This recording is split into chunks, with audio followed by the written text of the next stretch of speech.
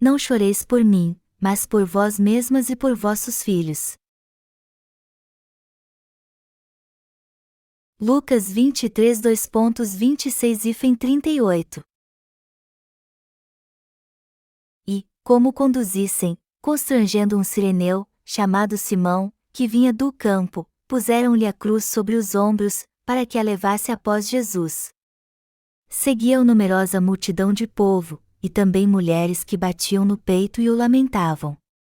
Porém Jesus, voltando-se para elas, disse: Filhas de Jerusalém, não choreis por mim e chorai, antes, por vós mesmas e por vossos filhos. Porque dias virão em que se dirá: Bem-aventuradas as estéreis, que não geraram, nem amamentaram. Nesses dias, dirão aos montes: Caí sobre nós. E aos outeiros: Cobri-nos. Porque, se em lenho verde fazem isto, que será no lenho seco? E também eram levados outros 2, que eram malfeitores, para serem executados com ele. Quando chegaram ao lugar chamado Calvário, ali o crucificaram, bem como aos malfeitores, um à direita, outro à esquerda. Contudo, Jesus dizia: Pai, perdoa-lhes, porque não sabem o que fazem. Então, repartindo as vestes dele, lançaram sortes. O povo estava ali e a tudo observava. Também as autoridades zombavam e diziam: Salvou os outros, a si mesmo se salve, se é, de fato, o Cristo de Deus, o escolhido. Igualmente os soldados o escarneciam e, aproximando-se, trouxeram-lhe vinagre, dizendo: Se tu és o rei dos judeus, salva-te a ti mesmo. Também sobre ele estava esta epígrafe em letras gregas, romanas e hebraicas: Este é o rei dos judeus. Por que devemos chorar? O que nos dá mais medo em nossa vida espiritual? Quem é nosso grande inimigo, nosso maior adversário em nossa vida espiritual? São os nossos pensamentos carnais. Frequentemente eles surgem e vêm nos assombrar. Nossos pensamentos carnais continuarão surgindo até que sejamos transformados em novas criaturas. Por isso é tão fácil darmos lugar a eles e, como resultado, acabarmos nos tornando adversários de Jesus mesmo conhecendo-o e crendo nele. E isso acontece porque não podemos pensar nas coisas espirituais quando estamos imersos em pensamentos carnais. E quando isso acontece, acabamos virando as costas para Jesus porque aos poucos nossa fé vai desaparecendo e acaba morrendo. Ficamos iguais a Judas Iscariotes, que traiu Jesus no fim, embora fosse um dos 12 discípulos do Senhor. A Bíblia diz: Porque os que se inclinam para a carne cogitam das coisas da carne, mas os que se inclinam para o Espírito, das coisas do Espírito. Porque o pendor da carne dá para a morte, mas o do Espírito, para a vida e paz. Por isso, o pendor da carne é inimizade contra Deus, pois não está sujeito à lei de Deus, nem mesmo pode estar. Portanto, os que estão na carne não podem agradar a Deus. Romanos 8, 5 e 8. Nós devemos saber que os pensamentos carnais ainda existem em nós e nos perturbam, mas devemos estar firmados espiritualmente. A coisa mais certa para você e eu guardarmos é o pensamento espiritual e a fé espiritual. Nos tornamos sábios quando estamos firmados espiritualmente, isto é, quando pensamos primeiro na obra espiritual. E eu também creio que só podemos viver uma vida espiritual bem-sucedida quando seguimos a Deus assim. O domingo de Páscoa acontece todo ano na primavera. Geralmente o domingo de Páscoa é o primeiro domingo depois da lua cheia, que acontece logo depois do equinócio de primavera. O domingo de Páscoa é calculado assim porque foi criado baseando-se no calendário lunar judeu. O domingo de Páscoa este ano cairá no dia 15 de abril. Hoje é 1 de abril. Os cristãos chamam a próxima semana, uma semana antes da Páscoa, como a Semana da Paixão, jejuam durante esta semana, pensam na paixão de Jesus e participam deste sofrimento através de algum tipo de asceticismo ou separando toda a comida que eles não comem durante o jejum para dá-la aos pobres. Então eles compartilham e comem ovos cozidos na manhã do domingo de Páscoa. É assim que eles vivem com um novo coração. Embora este costume seja um ritual religioso da época, muitos pensam de forma carnal sobre ele e consideram a semana de Páscoa deprimente. Vemos no texto bíblico deste capítulo que um homem sireneu ia passando enquanto Jesus levava a cruz e os romanos o obrigaram a levá-la para ele. Muitos naquela hora bateram no peito e se lamentaram enquanto seguiam Jesus até o Gólgota. Eles estavam chorando porque Jesus estava sendo levado para sua execução, embora não merecesse ser morto. Naquela hora nosso Senhor disse: "Não tem problema terem pena de mim. Mas chorem por si mesmos e por seus descendentes ao invés de chorarem por mim." Ele disse: "Filhas de Jerusalém, não choreis por mim e chorai, antes, por vós mesmas e por vossos filhos." Lucas 23h28. Naquele momento, muitas mulheres em Jerusalém seguiam Jesus e tentaram parar a execução, mas o Senhor disse que elas deveriam chorar por si mesmas e por seus filhos, ao invés de chorarem por ele. Assim está escrito na Bíblia. Porque Jesus falou assim, já que sabia que iria morrer, que tantas pessoas gostavam dele e sentiam pena dele. Porque ele disse isso enquanto as pessoas batiam no peito e choravam por tristeza e dor pela morte que ele sofreria, ou seja, a morte que ele teria pelos pecadores deste mundo. Porque Jesus disse isso às mulheres: "Filhas de Jerusalém, não choreis por mim e chorai, antes, por vós mesmas e por vossos filhos." Muitos cristãos ficam deprimidos na Semana Santa. Ao lembrar o significado da semana de Páscoa, os cristãos se abstêm de atividades físicas do mundo, não comem comidas extravagantes e não desfrutam das delícias terrenas, levando uma vida ascética. Isso acontece porque eles normalmente que esta é a maneira certa de participar da paixão de Cristo. É claro que estas coisas também estão certas. Eu não estou dizendo que é errado considerarmos estas coisas importantes. No entanto, o que foi que o Senhor disse para você e para mim? Ele disse: "Não choreis por mim e chorai, antes, por vós mesmas e por vossos filhos." Através desta palavra podemos pensar qual é a atitude certa para nós crentes, além de ficarmos tristes durante a Semana Santa. Jesus nos diz agora: pense nisso. Quantos pecados você cometeu até hoje? Não é você este pecador que iria para o inferno no futuro? Não é você que iria para o inferno por causa dos seus pensamentos carnais e dos pecados que cometeu durante toda a sua vida? Não é você que seria lançado no inferno e sofreria terrivelmente? Não é você e seus descendentes que também sofreriam assim? Portanto, não seria melhor você pensar no fato de que você e seus descendentes iriam para o inferno e chorar e lamentar por isso? Por que então vocês estão chorando por mim? Eu pareço digno de pena a vocês porque estou sendo levado para o lugar da execução? Chorem por si mesmos e por seus descendentes ao invés de ter pena e se compadecer de mim. Eu sou um ser digno de pena?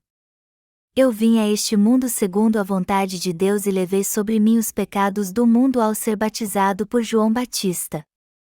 Portanto, eu vou salvar vocês ao carregar os pecados do mundo, morrendo na cruz e ressuscitando dos mortos.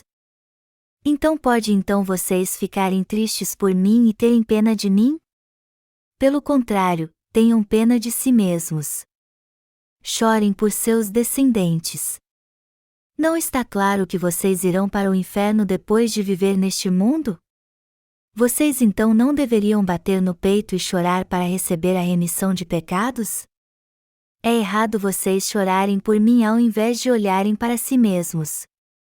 Os únicos que são dignos de pena são vocês, não eu. E isso que o Senhor está nos dizendo aqui. A próxima semana é a Semana Santa. No que devemos pensar durante a Semana Santa, que comemora o dia em que Jesus foi crucificado? No que os cristãos do mundo todo e nós que cremos no Evangelho da Água e do Espírito devemos pensar? Devemos lembrar de quantas vezes pensamos e fazemos coisas carnais e vamos contra a vontade de Deus enquanto vivemos neste mundo. Ao invés de ficarmos tristes pelo sofrimento e morte do Senhor, devemos entender que somos pessoas que merecem ir para o inferno por causa do pecado, e ficar felizes e gratos pelo fato de o nosso Senhor ter apagado todos eles ao levá-los sobre si quando morreu na cruz. Ao invés de chorar por Jesus e ter pena dele, devemos entender que ele morreu na cruz e completou nossa salvação através de sua morte porque foi batizado para levar nossos pecados sobre si. Devemos compreender isso e ser os santos que estão sempre gratos a Deus. Por mais que até hoje tenhamos dado graças a Deus com uma firme fé, devemos dar ainda mais graças ao celebrarmos esta época tão especial. Devemos confessar: Tu és o Cristo, o Filho do Deus vivo. Realmente Tu apagaste todos os nossos pecados e te tornaste nosso Salvador. Tu nos salvaste com a água e o Espírito.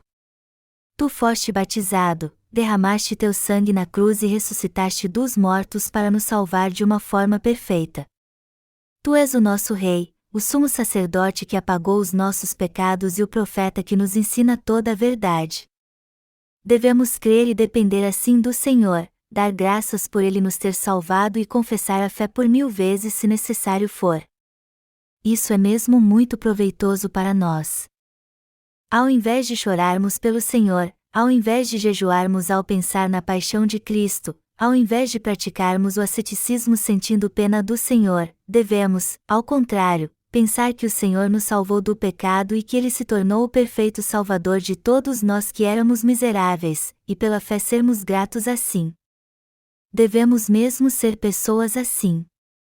É isso que o Senhor deseja. Então não devemos ficar tristes só porque é Semana Santa.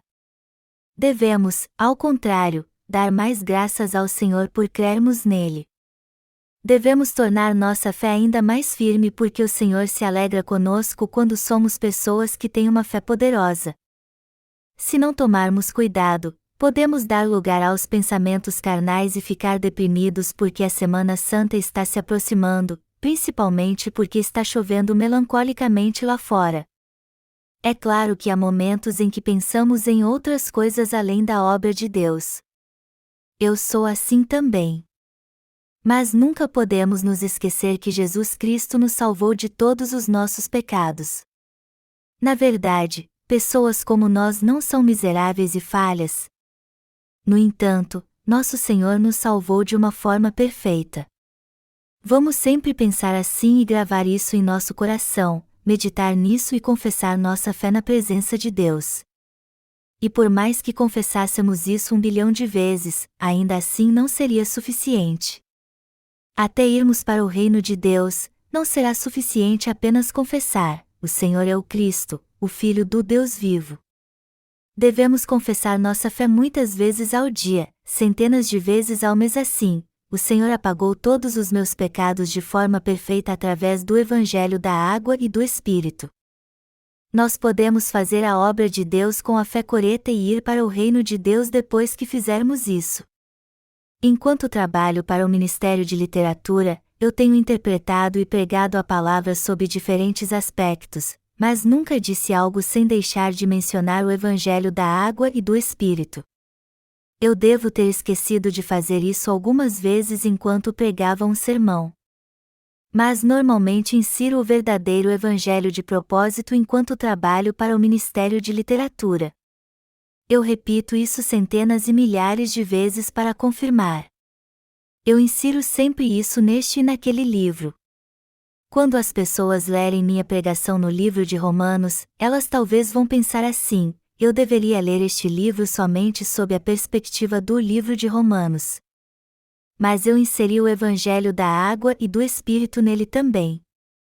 Assim quem ler o livro poderá meditar no Evangelho da água e do Espírito e entender bem o Evangelho.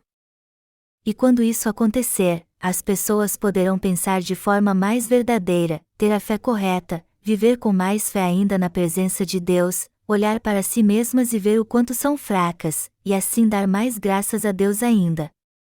Deste modo elas serão pessoas com a fé mais fortalecida.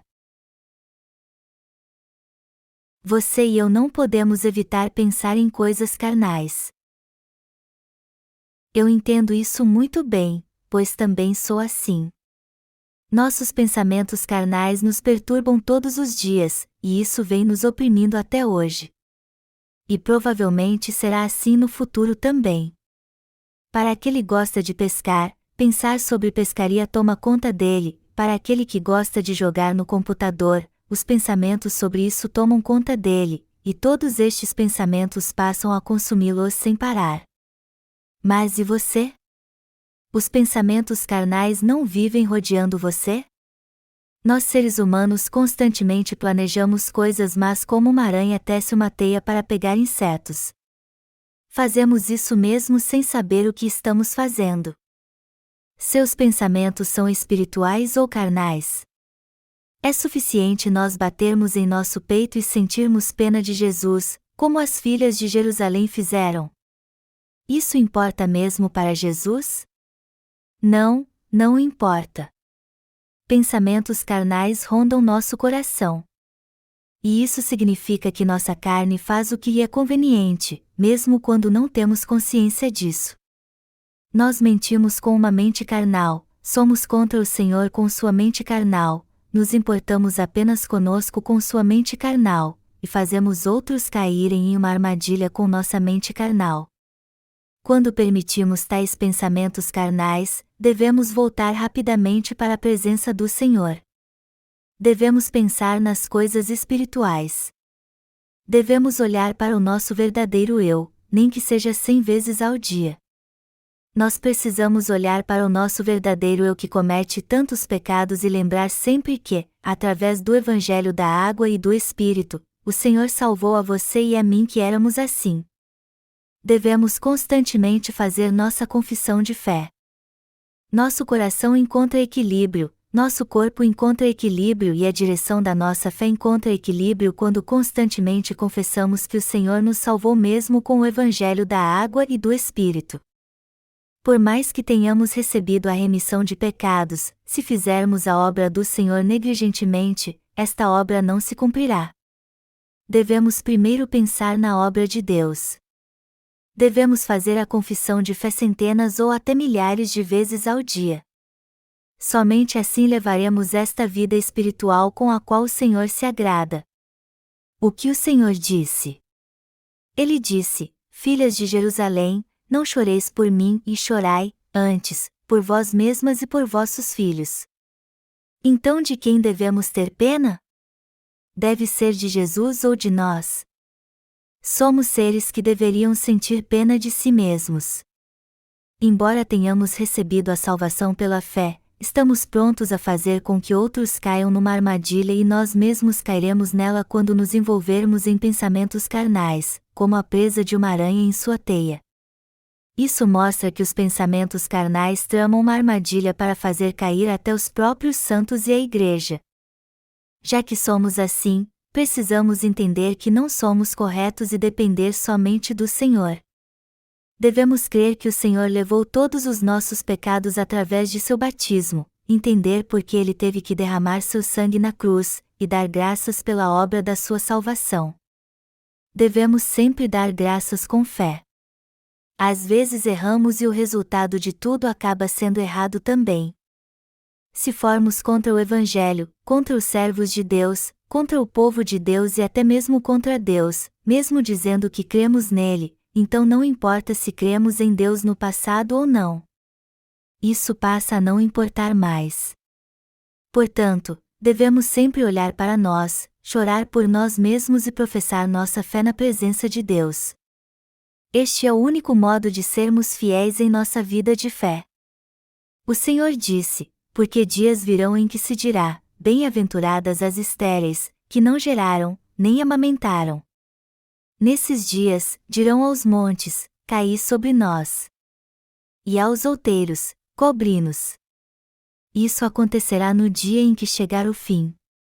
O Senhor disse: bem-aventuradas as estéreis, que não geraram, nem amamentaram.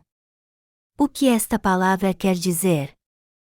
Ela diz que será uma bênção para aquelas que não estiverem grávidas, para aquelas que não estiverem amamentando um filho na época em que o mundo for destruído, ou seja, para aqueles que não estiverem apegados às coisas do mundo e não fazem mais a obra do mundo.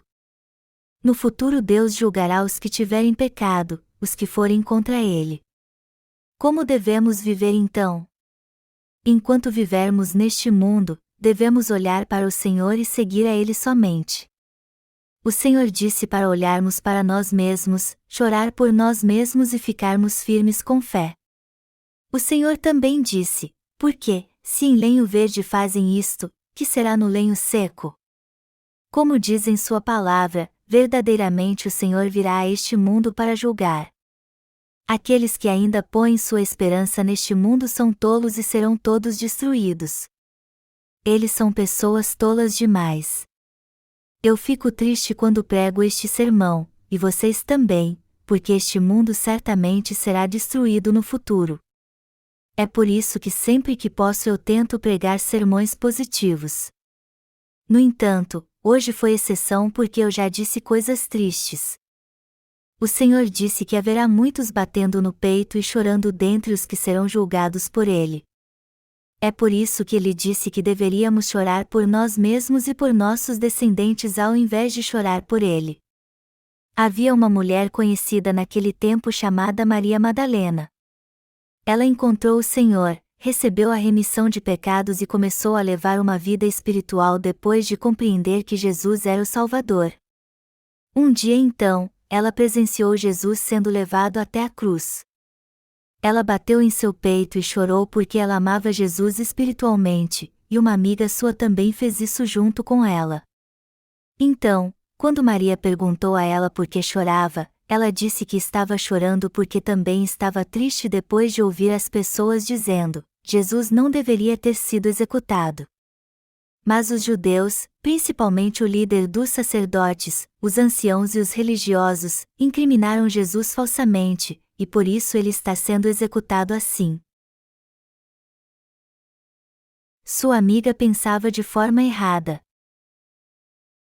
Ela não pensou que também morreria e que seria julgada na presença de Deus.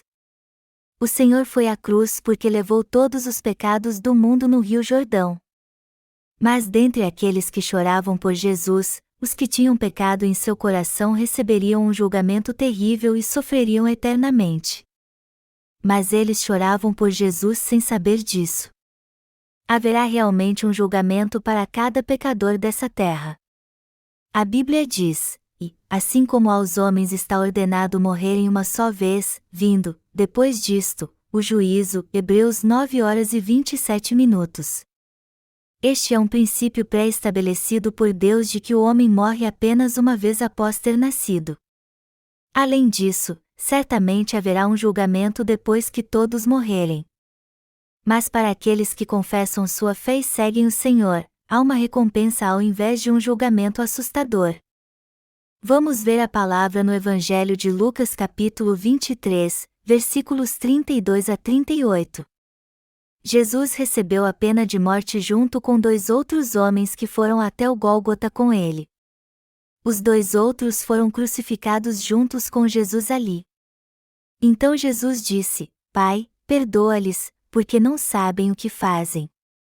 Então os soldados romanos repartiram suas vestes e lançaram sorte sobre ela. Os governantes zombaram de Jesus dizendo: salvou os outros, a si mesmo se salve, se é, de fato, o Cristo de Deus, o escolhido, e puseram uma tábua acima de sua cabeça escrita em grego, latim e hebraico: este é o Rei dos Judeus. Os fariseus também zombaram dele, dizendo: enquanto estava vivo ele fazia coisas como perdoar e purificar os pecados de uma mulher apanhada em adultério. Olhem para ele agora. Eles cuspiram, escarneceram e zombaram dele. Eles zombaram dele, dizendo: salve-se a si mesmo se você é o Cristo. Você disse que era o Rei dos Reis, então salve primeiro a si mesmo. Você não deveria salvar a si mesmo já que é rei? Jesus é o verdadeiro rei. Jesus é o Rei dos Judeus, o Rei das pessoas do mundo todo que creem no Evangelho da Água e do Espírito, e o Rei de toda a criação. Ele é o verdadeiro Rei. Ele é o verdadeiro Salvador. Ele foi o sumo sacerdote que apagou todos os pecados do homem. Jesus é o verdadeiro Rei, embora as pessoas daquela época zombassem dele. No entanto, os que escreveram o Rei dos Judeus quando o crucificaram estavam zombando de que ele era rei. Eles escarneciam dizendo: salve a si mesmo se você é rei. Como você pode dizer que é o Rei dos Judeus quando não consegue nem salvar a si mesmo? Jesus foi crucificado não porque não era o Rei dos Judeus. Ele foi crucificado porque entregou a si mesmo na cruz voluntariamente para salvar você, a mim e a toda a humanidade. Isso mostra que Jesus, como Rei, Salvador e Profeta, deu sua própria vida para nos salvar. Jesus fez isso porque ele é o verdadeiro Rei que amava seu povo, e não porque era fraco. Ele veio a este mundo para salvar seu povo. O Senhor disse para não nos preocuparmos porque ele sabia que ressuscitaria dos mortos em 3 dias. Ele entregou seu corpo na presença de Deus e foi batizado, morreu na cruz para salvar a você, a mim, e a todos aqueles no mundo inteiro que creem nele. Isso significa que o Senhor se tornou nosso verdadeiro Salvador ao entregar seu corpo. Você crê nisso? Jesus é mesmo o Cristo. Verdadeiramente ele é o Cristo. A palavra Cristo significa Rei, Sumo Sacerdote e Profeta. Quem é o Rei dos Reis? Quem é aquele que julgará todas as pessoas deste mundo? Quem é aquele que julgará o diabo? Jesus Cristo.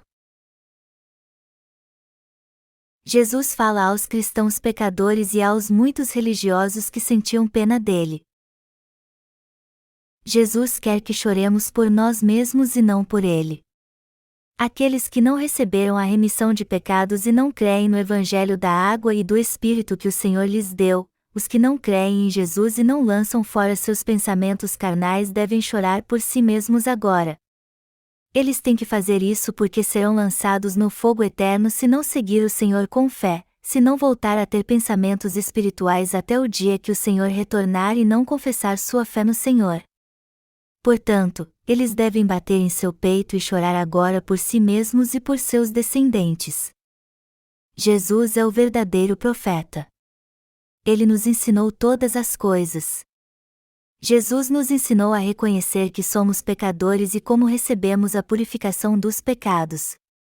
O Senhor disse: Eu sou o caminho, a verdade e a vida. Os que creem em mim jamais serão destruídos e receberão a vida eterna. Ninguém vem ao Pai senão por mim. O Senhor nos ensina tudo em sua palavra.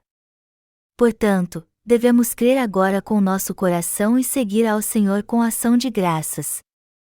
Nós acabaremos morrendo se só dermos lugar aos nossos pensamentos carnais, dizendo: para mim chega, pois já recebi a salvação. Precisamos entender que nenhum ser humano pode sempre viver com fé. Devemos professar nossa fé a cada dia e a cada momento seguir ao Senhor. Assim como vocês, eu também preciso fazer isso.